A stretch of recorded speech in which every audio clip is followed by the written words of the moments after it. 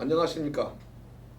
광장TV 시사토론 사회를 맡은 윤정환 기자입니다.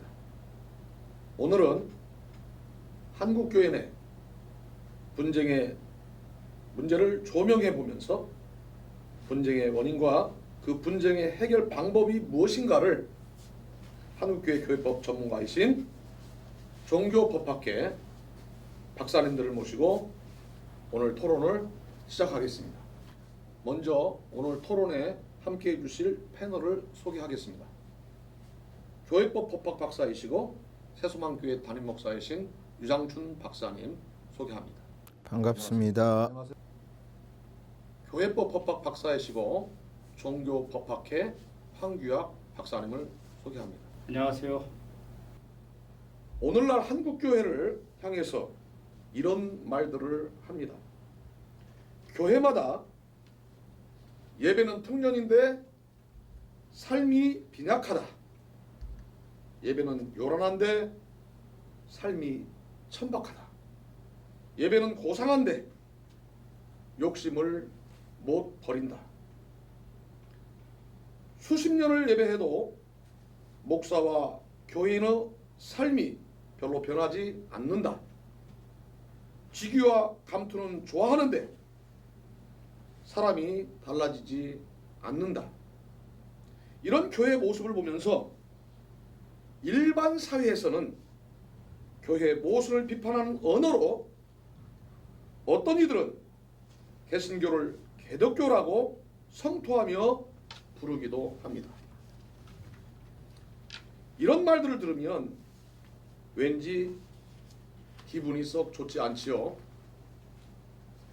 이런 비난의 말들을 듣고 나면 기독교인 나부터도 많은 회개와 반성을 해봅니다.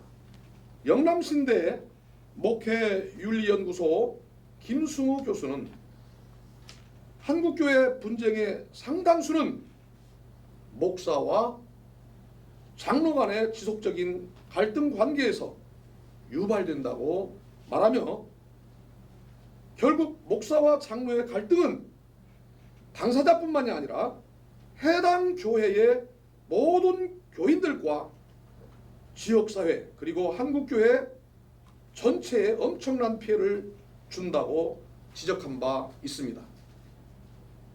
그렇습니다.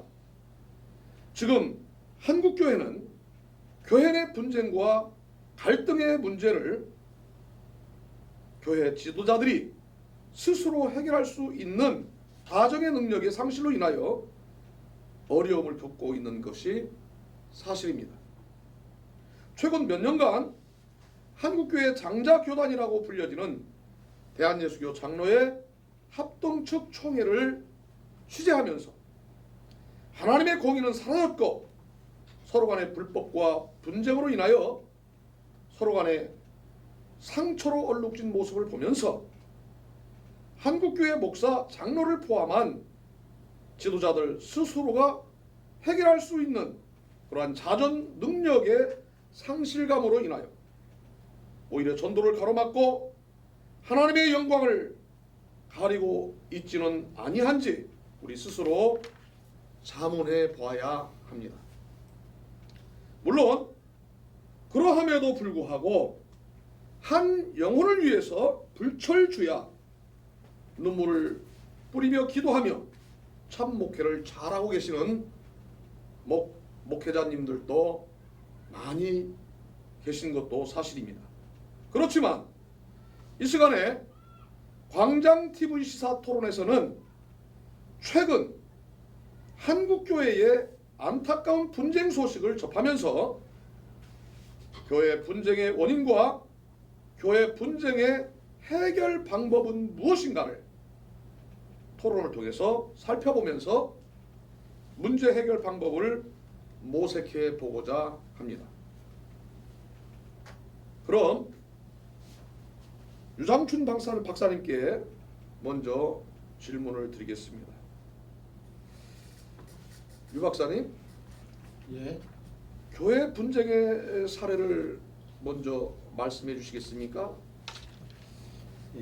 법리적인 요인보다 내면의 문제를 우선 말씀드리면 한 교회에 젊은 부부가 등록을 하면서 열심히 헌신을 했습니다. 그래서 그 목사님이 은퇴할 무렵에 보니까 교회에 그 재정 적자가 있었어요. 네.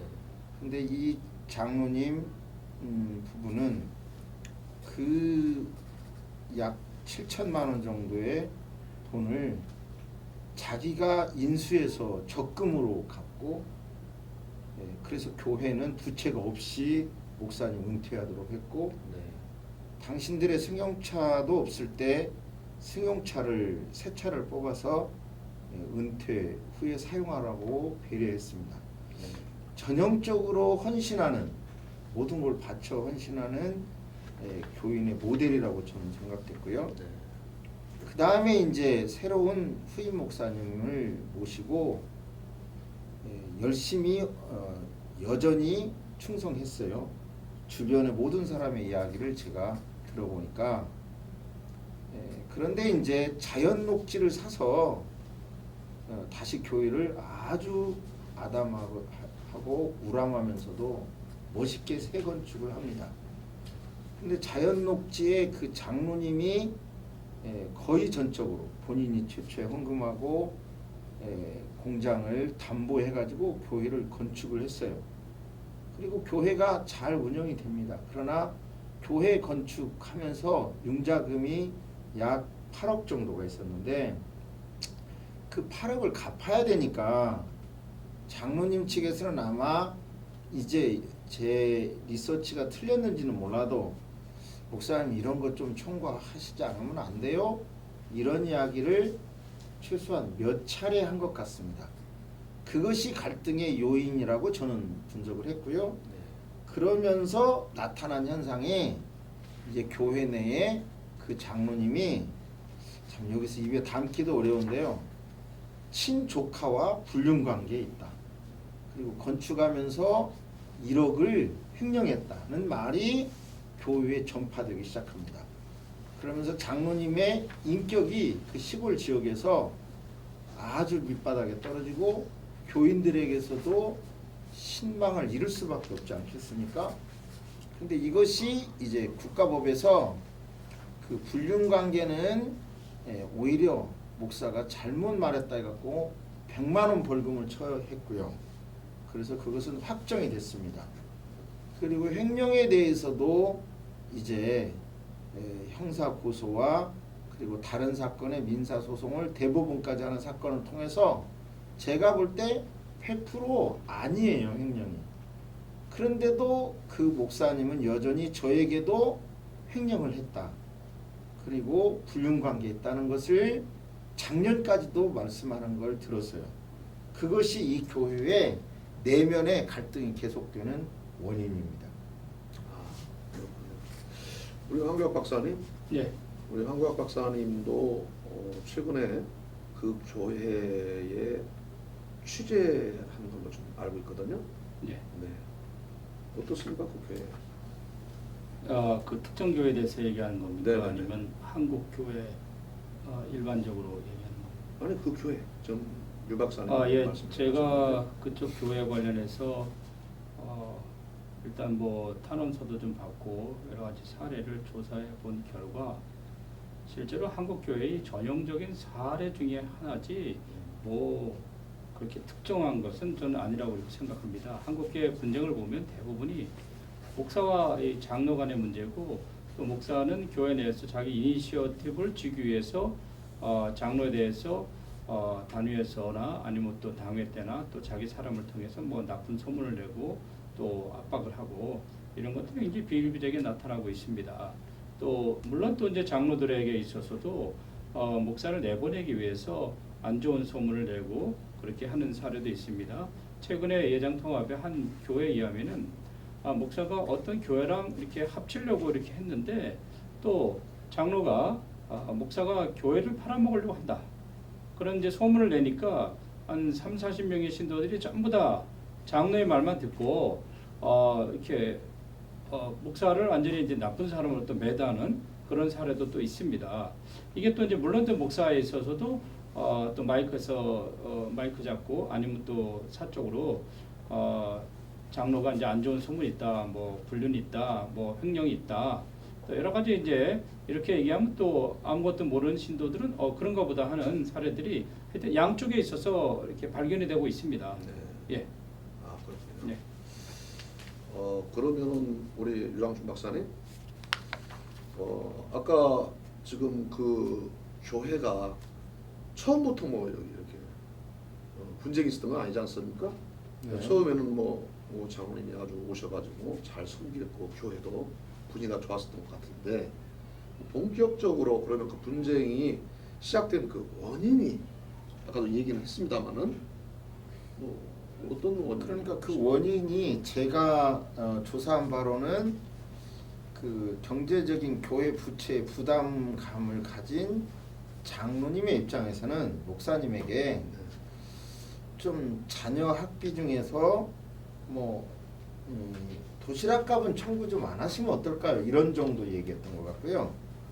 어떤 해외에 돕는 문제도 좀 의논해서 하시면 어떨까요? 이런 정도였던 것 같은데 제가 여러분을 만나봐도 그 이상의 그 분쟁의 시발은 찾지는 못했고요. 그런데 이제 알 수 있었던 것은 그 노예의 시차례가 있지 않습니까? 시차례 선배 목사님들 앞에 그 목사님과 장로님이 합의를 합니다. 지금 어떤 말한 합의를 하죠? 불륜 관계는 다시 거론하지 않겠다. 그동안 오해였다. 명예가 실추됐다. 불편을 주었다. 그러니까 사과한다. 다시는 말하지 않겠다고 하는 게 2012년 3월 8일이에요. 목사님들 앞에 하고 그 뒤에 이행각서가 지키지 않을 때는 입회인들이 책임을 물어 상응하는 그런 책임을 물어 지게 한다. 이런 각서도 받았는데요. 이 각서를 누가 쓴 거죠? 바로 그 목사님과 장로님 당사자가 돼가지고요. 그리고 노예 중진 여러분들 모시고 했는데도 이 이후에도 계속해서 그 말이 머릿속에서 말로 여러 형태로 나타나고 제가 볼 때는 이런 거가 이제 잘못될 수도 있는데 애연기도 형식으로도 이렇게 외부 강사의 애연기도 형식으로도 이렇게 장로가 불륜을 저지른다 이런 이야기를 하는 거예요. 그럴 때 얼마나 참 본인은 어렵겠습니까? 바로 그겁니다. 아니 이제 그런 진짜- 사실이 있으면은 노예 정상적인 권증 재판을 통해서 처리를 하거나 세상법정 통해서 그 허위 사실을 밝히면 그런 것들은 밝혀지면 다 사라질 이제 소문들인데 여기서 아주 중요한 예, 말씀했어요. 예, 노예에서도 이렇게 했고 예. 총회 재판에서도 우리가 보니 1억 횡령 안 했구만. 그런 사실이 없구만. 그리고 국가법에서도 그런 사실이 없구만. 사법당국 조사권이 있는 데서도 그렇게 했어요. 고소자로서 충분히 입증을 했는데도 검사께서 그렇게 판단을 했으면 목사님 말씀처럼 깨끗이 끝내야 하잖아요. 생각을 바꿔야죠. 접어야죠. 근데 안 접는 게 지금 이 사건의 원인입니다. 아니 그러니까 제 얘기는 이러한 어쨌든 사회법정이라든가 뭐 교단 뭐 재판을 했는지 안 했는지 모르겠지만은 했습니다. 예, 했어서 그런 것들이 허위 사실이라는 것이 드러났으면 그 당사자인 이제 장로 측에서 그런 분들 가만히 있지 말고 목사가 계속 없는 걸 얘기하지 않습니까 지금 이제 또 목사 측은 뭐 어떨지 모르겠지만은 그럴 경우에는 뭐 일단 사회법정에 대해서는 손해배상제 청구를 하더니 왜냐하면 형사 판결이 났기 때문에 100만 원이라는 판결이 났으니까 그러면 사회법정에 손해배상을 청구하든가 얼마든지 그건 할 수 있지요. 그리고 이제 더 예를 들면 더 심하게 된다면은 그분에 대해서 다른 뭐 예를 들면 뭐 출입금지든지 아니면은 교회 이제 상위 치료에다가 가중처벌을 요청하다든가 이미 그런 것을 이제 수없이 해고 수년 동안 계속되고 있는 상태고요. 네. 그런데 그 저변에 흐르고 있는 큰 기조가 뭐냐면 바로 목사는 죽일 수 없다는 게 이 교단의 흐름, 노예의 흐름이더라고요. 그 벽과 부딪히는 거예요. 아니 그러면은 그 이론은 간단하지만 그 벽을 못 넘는 거예요. 아 그러면 그 그래서 계속 당사자인 가는 그분이 왜 그런 목사 밑에 있느냐 이거죠. 떠나면 되지 않느냐. 겁니다. 이제 교회가 여기서 거기밖에 없느냐. 음, 예, 왜 그런 목사 밑에서 설교가 제대로 그러면 들리지 않지 않느냐. 그렇지 않습니까? 교회가 거기밖에 없습니까? 그러면 여기서 이제 문제는 우리 한국 교회 성도들이 모든 시간과 재산을 바쳐서 헌신했는데, 예? 목사님이 와서 찍어낸다고 해서 다 떠나야만 되겠습니까? 이제 목사님도 그냥 본인이 떠나면 된다고 하지만 이분은 제가 볼 때 사실 조카와 불륜을 저지른다, 교회 일 보면서 횡령했다, 이걸 안고요 그 교회를 떠나면 이거는 사한거가 아닌 거예요. 이걸 벗어나야 되는 거예요. 그 당사자로서는 인격 살인인 거죠. 제가 볼 때는 그분이 안 떠나는 이유를 저도 그렇게 생각했어요. 그런데 바꿔놓고 생각해보니까 떠나면 그걸 뒤집어 쓰고 가는 거잖아요. 그러니까 못 떠나는 거. 다 자식 있고 그 지역이라고 하는 게 지방이기 때문에요. 다 아니 그러면은 알려져 있기 신도들이 그거를 알 텐데 그럼 신도들이 연대를 해가지고 그 목사에 대해서 예를 들면은 비성 사건 통해서 목사를 아웃시키든가 뭐 그렇게 해야지. 계속 가만히 이게 뭐 목사를 계속 나쁜 소문을 낸다는데 그걸 뭐 어떻게 제어하냐. 자, 목사님 이거죠. 여기서 예, 또 하나 우리는 예. 한국교회 실상인데요. 목사님은 계속 설교를 합니다.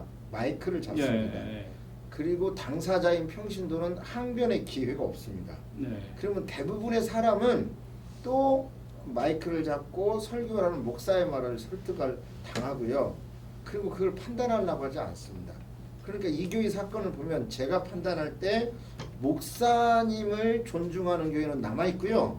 장로님을 새신자 중심으로, 노인 중심으로, 장로님을 지지하던 교회는 교회를 다 떠났어요.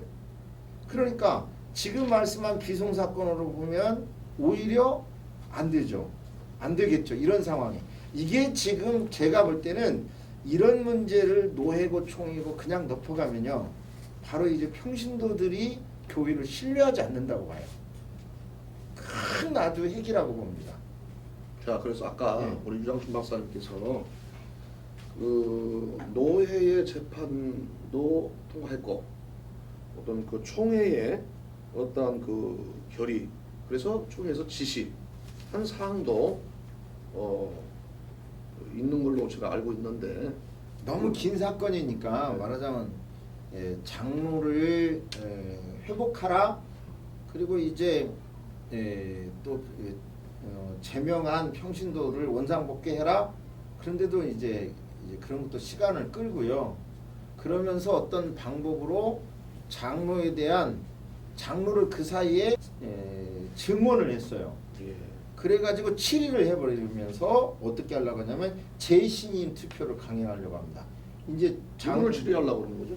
지금 문제되는 그 장로님을 치리하려고 하는 건 재신임 투표를 강행하려고 하는데 총회에서는 결의를 이행해라.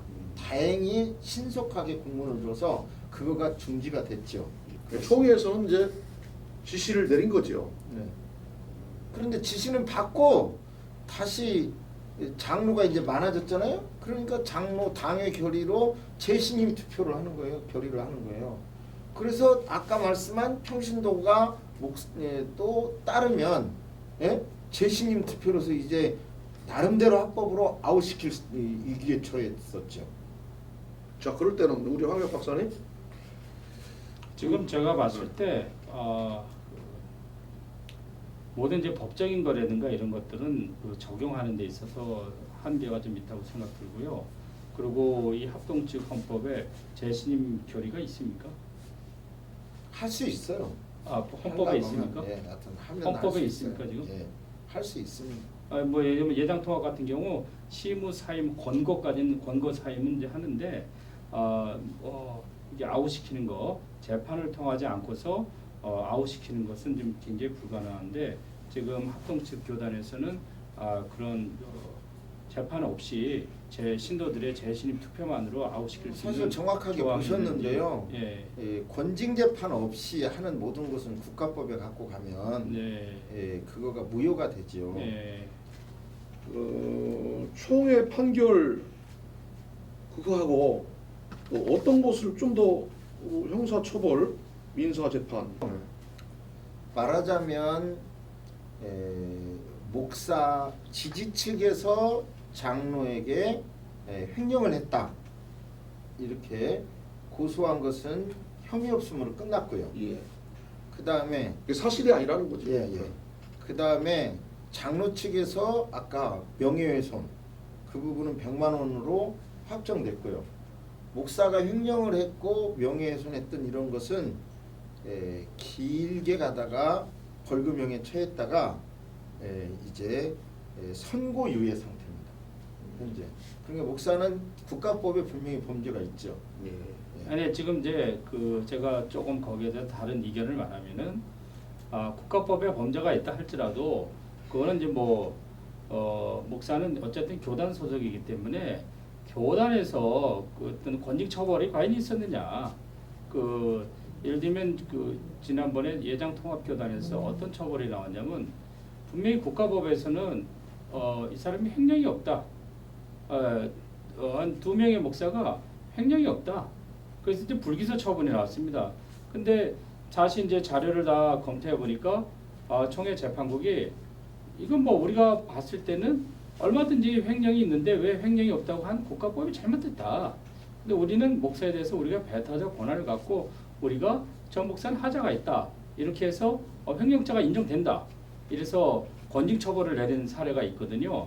이게 국가법에 100만 원 받았다 해도 아직 노예에서 처분이 안 됐으면은 목회하는 데는 어려움은 없지 않느냐 지금 저는 그렇게 생각을 합니다. 지금 황 박사님 무슨 얘기를 하는지 좀 혼란이 오는데요.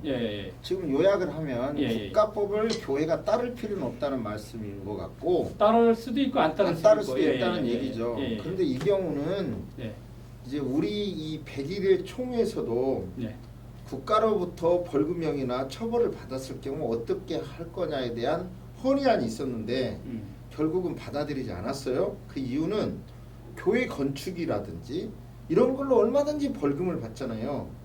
예를 들어서 주기철 목사님 같은 경우도 국가법에서는 죄인이잖아요.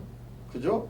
그러니까 그렇게 처리할 수 없다라고 하는 걸로 일반적으로 할 수 없다는 걸로 그것을 받아들이지는 않았습니다만은 그러나 목사가 어떤 없는 사실을 지속적으로 반복적으로 줄기차게 계속해서 계속 말해서 벌금을 받았다면 당연히 노예가 들어서 처벌해야죠. 근데 문제는 노예는 그거를 안 다룬다는 게 문제죠.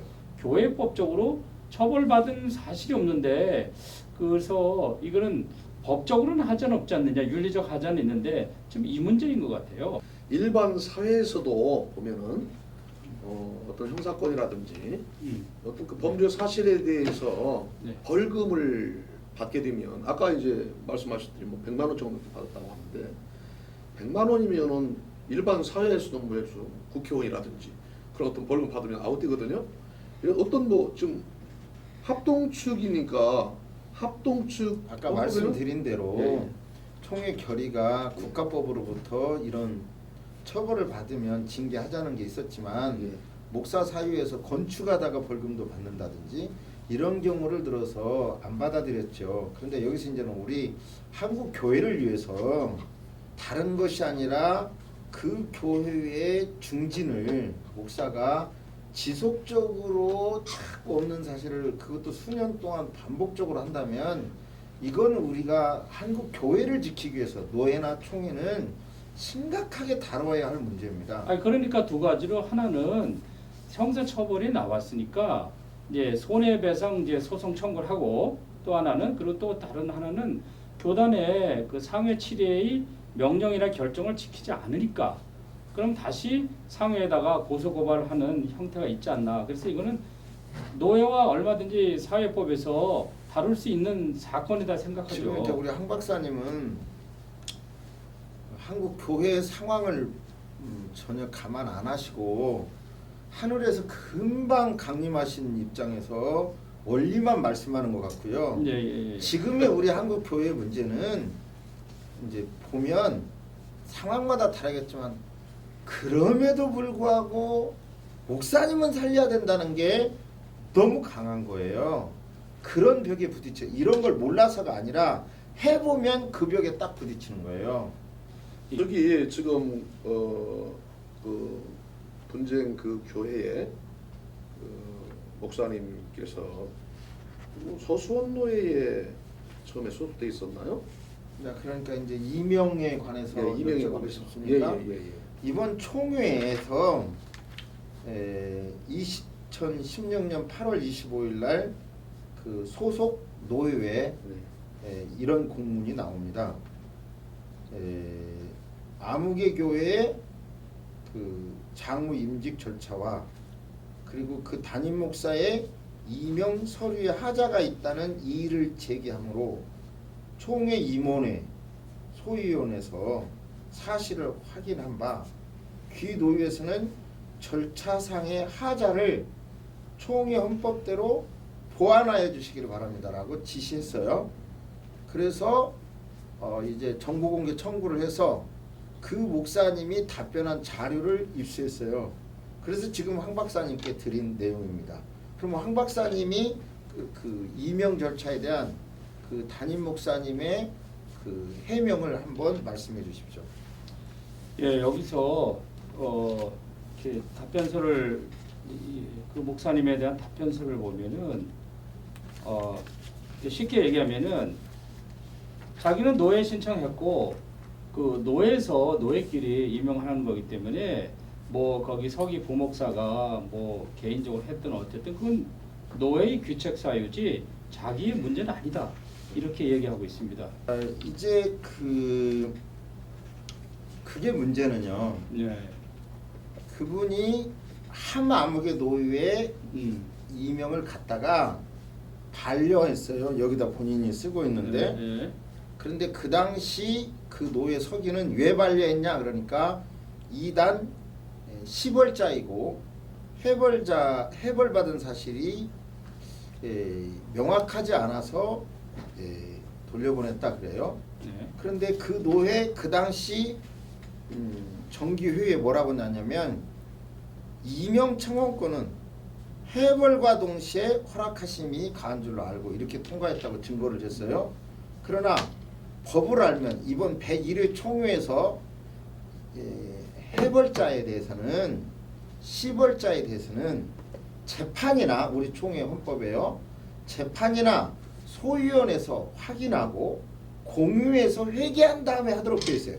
그런 내용이 이 회에 97년 10월 정기회의 헌의안에도 없고 재판 안건에도 없고 소위원회 안건도 없기 때문에 그 해벌도 잘못인 거고 그 다음에 중요한 건 이명해 간 다음에 반려왔어요. 그렇게 1, 2, 3, 4 제 기억으로 4년 동안 노예 명부에 없었어요.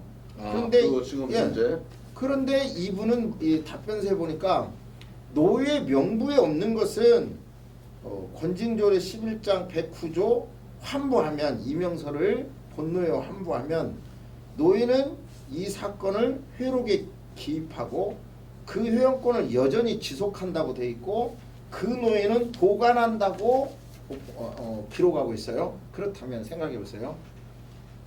본인이 회원권이 없으면 본인이 노예에다가 내 회원권을 그분은 그 교회에서 사임하고 개척을 했어요. 그러면 내 회원권을 회복해야 될 요청할 권리가 본인에게 있습니까 없습니까? 있죠. 이분이 원래 서수원도에 있다가 그 지금 현재 그 무슨 노예인가? 한북노예 한북노예를 간 게 그 임명이 됐습니까 안 됐습니까 지금? 갔다가 반려받았다니까. 그럼 현재 그러면 그 이명이 현재 안 된 거죠. 임명이 지금 안 된 거 아니에요 지금은요? 예. 그 수원 노예에 있다가 이명을 청원했어요. 예, 개척교회에. 예. 거기에서는 본인은 딴 말하지만 그 당시 제가 문서로 받았는데요. 받았는데 해벌받지 않아서 해벌이 믿을 수가 없어서 반려했다는 거예요. 예. 그 당시 서기 말이니까 예, 예. 그것도 뭐 서류로 하는 말은 아닙니다. 예. 그렇다고 하면 본인이 왔으면 본인의 주장을 보면 나는 이제 회원입니다 이거예요. 근데 회원 명부에 없어. 노회 참석도 안 했어. 4년 동안, 3년 얼마 동안. 그럼 본인에게 책임이 있지요. 아니 대한민국에 태어났다고 해가지고 그냥 국민이 됩니까? 본인이 부모가 신고를 하고 해야지. 그것은 권리 위에 잠자는 자는 보호받지 못해요. 어떻게 그것을 변명이라고 합니까? 이명에 대해서는 그 본인은 노회가 해줬다고 해요. 그런데 이게 그 노회의 그 회의록입니다. 2001년 그 본인이 제출한 그 이명 점수 통계는 5월 4일 날 왔어요. 2001년.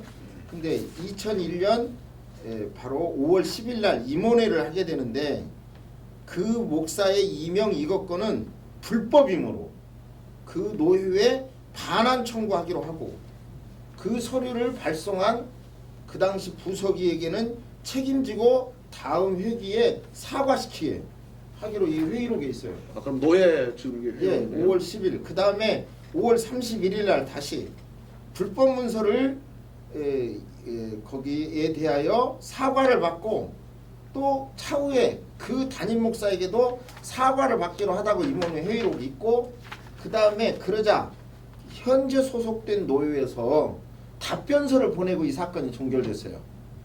그렇다면 이 발행한 노회에서 불법이라고 했으면 받은 노회가 불법이죠.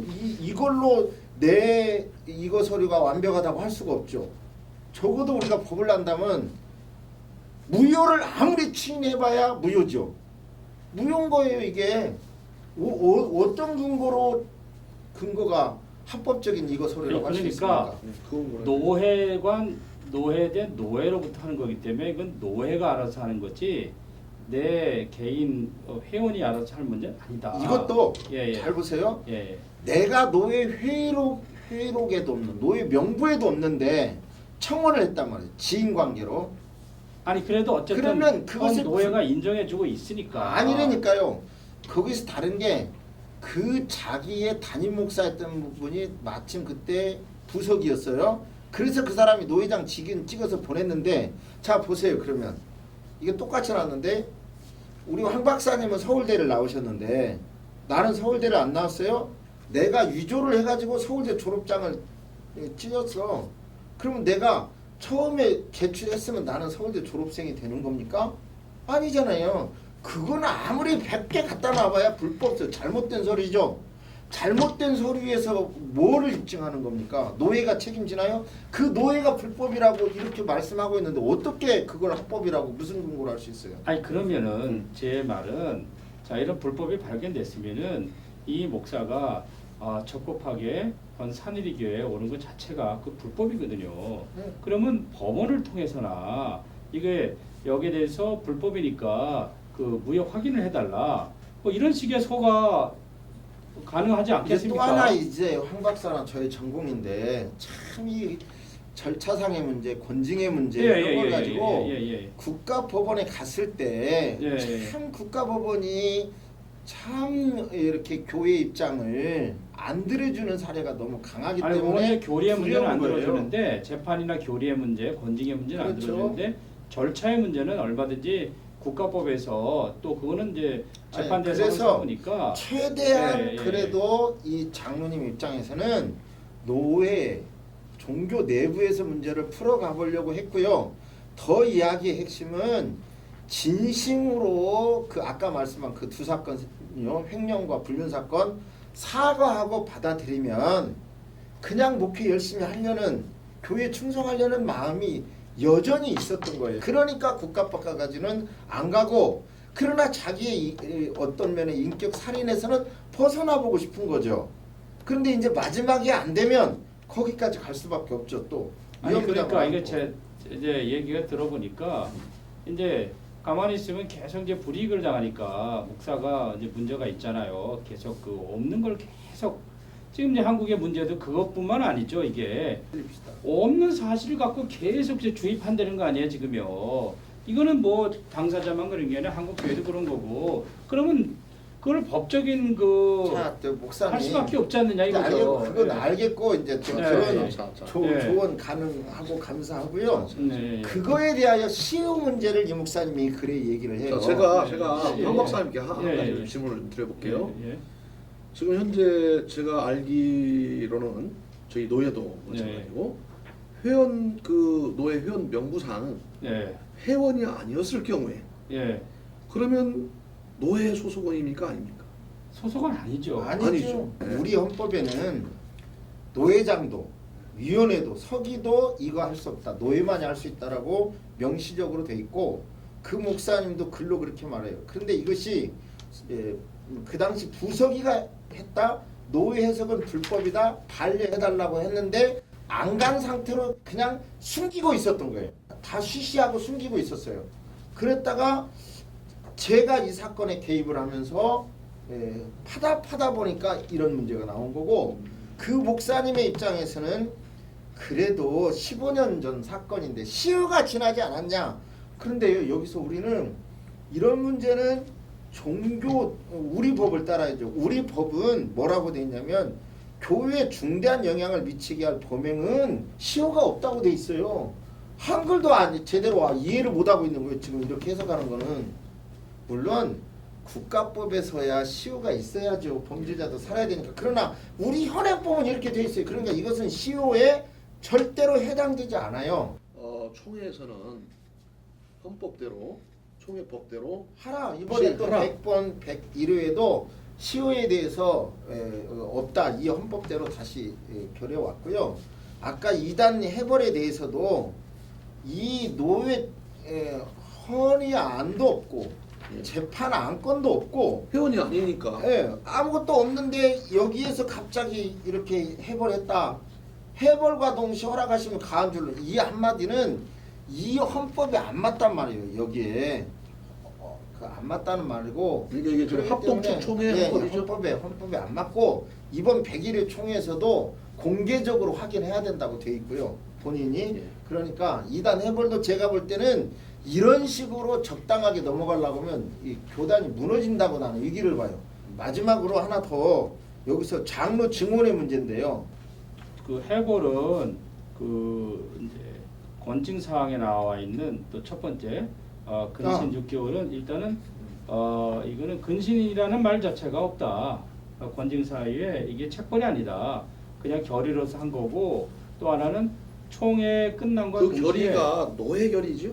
예, 그렇죠. 예. 그것에 대해서 말씀드리면 예. 뉴 암흑의 다락방 사건으로 예. 다 재판 구속이 있었고요. 심지어 면직까지 있었고요. 여기에서 근신이라는 것은 그분의 주장대로 우리 권징에 포함되지는 않아요. 그러나 이번 총회에 뭐라 그랬냐면 유기나 무기, 기한을 정한 거나 기한을 정하지 않은 것. 이거는 6개월이라고 하기 때문에 기한을 정해진 거죠. 그리고 그 노예의 전체가 회의에 뭐냐면 지금 그 노예에서 온 답변서에서도 과거에 있었던 노예에서도 바로 6개월 근신 받았다, 해벌 받았다 그래. 그러나 여기서 해벌에 관한 것은 절차가 잘못됐다는 거잖아요. 이 노예 회의록에 있었다는 거가 문제가 아니라 근데 이것은 우리 교단을 지키기 위하여 중요한 문제고요. 이 사건에 대해서는 더 중요한 게 장로 증언에 관한 거예요. 그러니까 자기가 해벌 총회 끝나자마자 해벌이 되었기 때문에 적법한 당회장이다. 그래서 장로 증언을 한 것은 어떤 뭐 하자가 없다. 예, 이렇게 이거 얘기하고 있는 것 같습니다. 자, 그럼 장로 증언은 처음에 장로 증언할 때는 목사와 장로가 그래도 웬만큼 합의하던 관계예요. 그래서 장로 증언을 허락을 했어요. 그 당위에서. 그런데 이제 갈등이 일어나기 시작하면서 그 목사님도 시벌을 받습니다. 그래서 시벌을 언제 받았냐면 총회에서 2013년 10월 4일 날 장로 증언서를 제출했으나 우리 총회는 9월 달에 총회가 있지 않습니까? 그러니까 총회에서 그 목사는 해벌한다는 걸 받자마자 10월 4일 날 바로 장로 증언 청원서를 냈어요. 그런데 그 당시 임시 당회장이 해벌 선언을 10월 13일 날 했어요. 물어봅니다. 자, 그날 당회장이 했습니까? 아닙니까? 그럼 당회장이 아니죠. 해볼 권한이 노회가 있습니까? 총회에 있습니까? 노예 있죠. 그러면 당회장이 아니죠.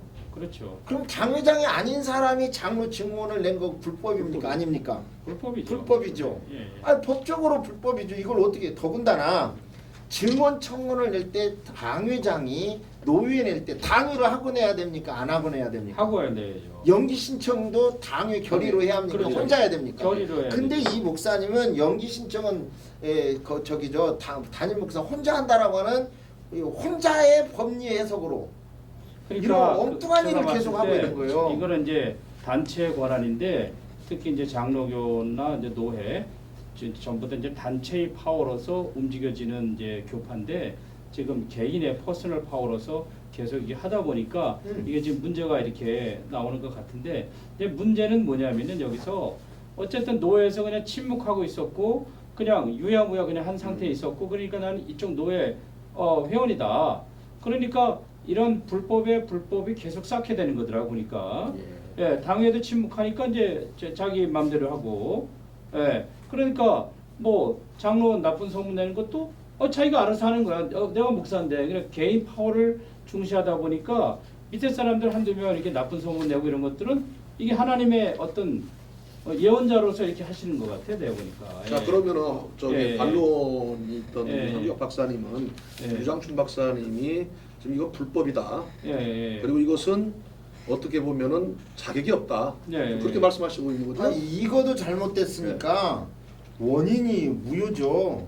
아니 그러니까 제가 아까 얘기했다시피 제가 처음부터 모든 게 원인이 무효고 원천 무효라 다 이 무너지게 돼 있어요. 하나 무너지면 그러면은 교단에서 자정자경이 없으니까 예, 어차피 이게 제가 이렇게 보면 합동인데 너무 비난은 말아주세요. 예, 이게 그래도. 기초적인 절차를 좀 중시해야 되는데 지난번에도 뭐 그 증경 총회장을 총회석상에서 그냥 그 완전히 면직시켜 버렸는데 이런 것들을 보면은 교단 자체가 정화작이 없으니까 이제 여기까지 이렇게 예. 왔고 또 해당 노회가 이건 얼마든지 더 이걸 안타까운 처리하는 일은요. 문제인데 제가 딱 보기에는 이 목사님이 제출한 네. 전에 있던 노예 확인서도 예, 예. 우리가 잘못했습니다. 시인하는 글밖에 내는 안 보이더라고요.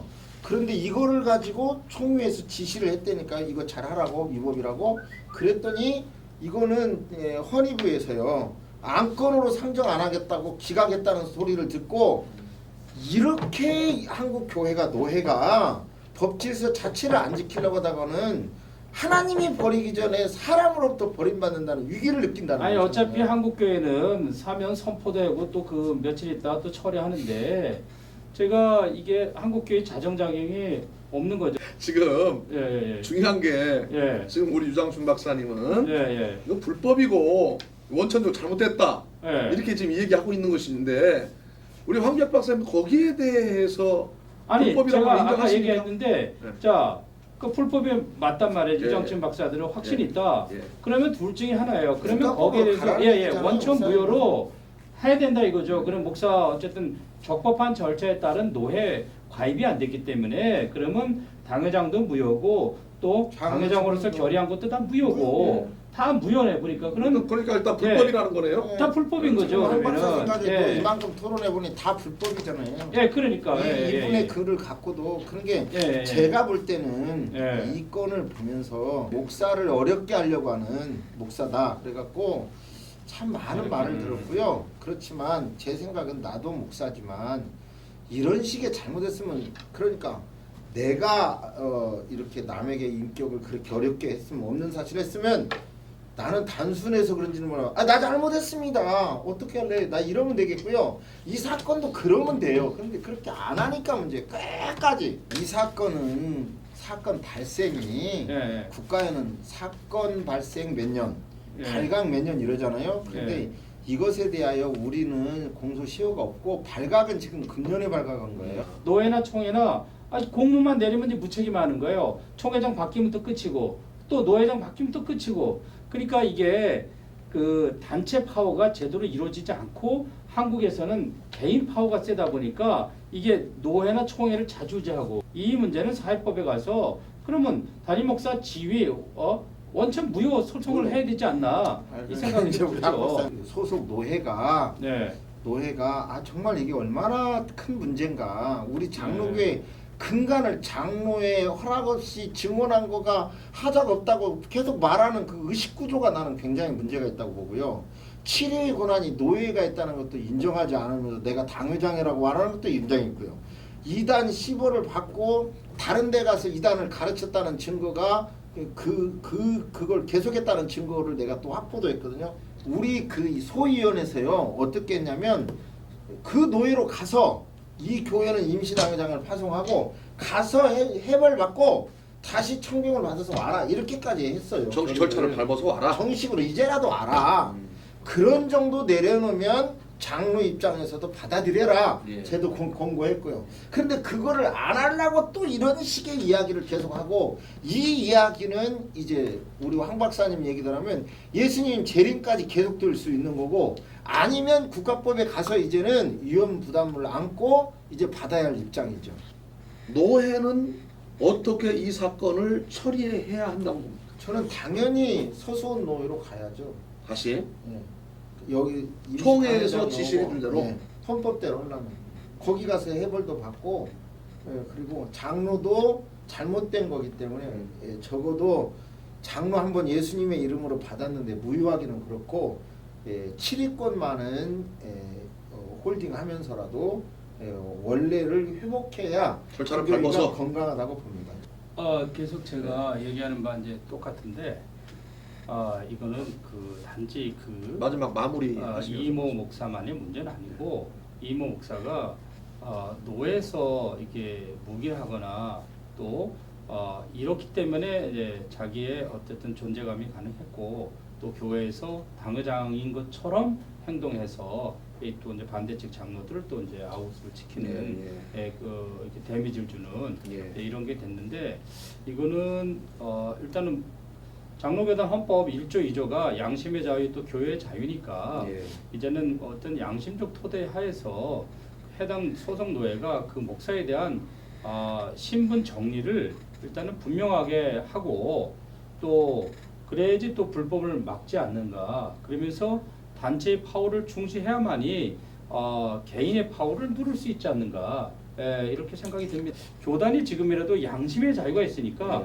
교단법에도 이렇게 하나하나씩 지켜가면서 원래 장로교 정신을 회복해야 되지 않느냐. 자, 그러면 노예는 지금 어떻게 처리해야 한다고? 그러니까 노예에서는 이제 처음부터 이렇게 적법한 절차를 통해서 아까 그 서수원 노예를 통해서 임명 절차가 제대로 됐는지 안 됐는지 이거를 파악을 해서 제대로 안 됐다 그러면 다시 처음부터 해야 되는 거다. 이렇게 생각이 들죠. 절차다 이거죠. 그렇죠, 그렇죠.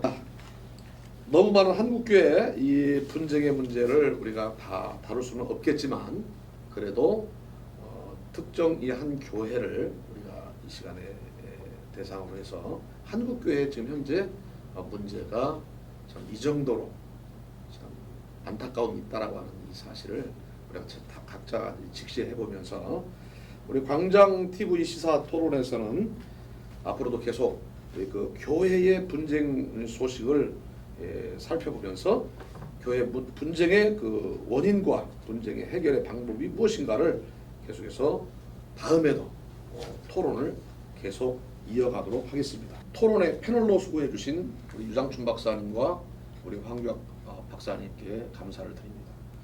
광장TV 시사 토론 오늘 여기서 마치겠습니다. 지금까지 시청해 주신 시청자 여러분들께도 감사를 드립니다. 다음 토론 때까지 안녕히 계십시오.